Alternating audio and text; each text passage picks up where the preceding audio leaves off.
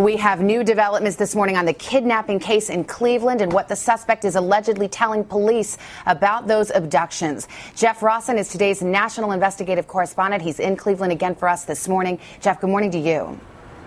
Hey, Savannah, good morning to you. Ariel Castro waking up this morning behind bars here at the Cleveland County Jail. He is in complete isolation. That means no contact with the other inmates. He is also now on suicide watch, but sources say he is talking to police. And overnight, we got the details of his chilling confession.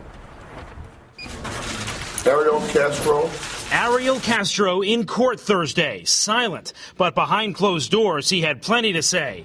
In his police interrogation, he talked about himself, the 3 girls he's accused of kidnapping and raping, and who he blames for it.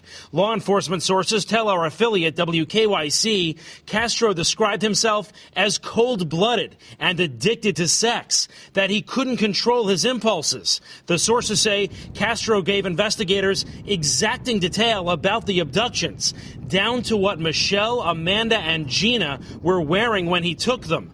Castro appeared cocky during questioning, the sources say, showing no remorse, saying he expected to be caught because he had no exit plan. Prosecutors now considering going for the death penalty. Based on the facts, I fully intend to seek charges for each and every act of sexual violence, all his attempted murders, and each act of aggravated murder he committed by terminating pregnancies. Police sources say Ariel Castro wrote a suicide note in 2004, saying he endured physical abuse as a child. In that same note, he blamed the girls for their own abductions, that they were the ones who got into his car in the first place. Castro's mother speaking out Thursday. I have a son who is sick, she said. I ask for forgiveness. Relatives still can't believe it. Neither can Castro's friend, Ricky, who even visited the house. You've been in the house several times. Yep. Have you ever heard girls screaming? Any indication girls were living there? Nothing. He says the front door was heavily secured with 5 to 6 locks. So when you tried to leave the house, I couldn't get out. He had to come up here, and he did it himself. Now it is Ariel Castro locked up, held on $8 million bond.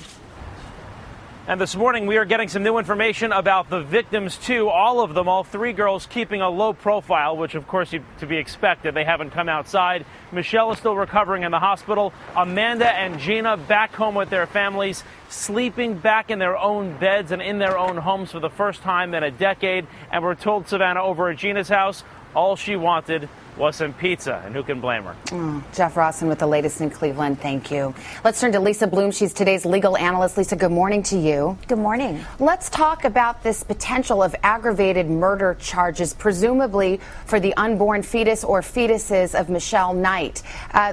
Ohio is a state that does apply fetal homicide to the earliest stages of pregnancy. Is that correct? That's right. And so the prosecution would have to show that this was an unwanted termination of the pregnancy against the mother's consent. That's aggravated murder and potentially subject to the death penalty in Ohio. Does this complicate the prosecution of this case? In other words, we know there are rape and kidnapping charges. We know there is the evidence, the testimony of 3 surviving witnesses, these women. Does a murder charge make it more challenging for the prosecutors? Well, it does, because the kidnapping and rape charges are pretty clear. This is something that could be litigated. He could say he didn't do it. There may not be a lot of medical evidence to substantiate those forced terminations because they could have happened years ago. Let me ask you about the alleged confession. There are a lot of reports that Ariel Castro is talking to investigators or did and provided some sort of confession. There's also word about perhaps a suicide note that makes some admissions. Are there any circumstances in your mind in which prosecutors might offer or accept some kind of a plea deal? You know, the only situation I can think of, Savannah, is if the 3 victims just say, we want to be done with this, give him life in prison without the possibility of parole. We don't want to go through a trial. We want to restart our lives. In that situation, I can see the prosecutor saying, okay, we'll give you a plea deal just to be done with this. Well, we're very much at the beginning of this process. Lisa Bloom, thank you very much.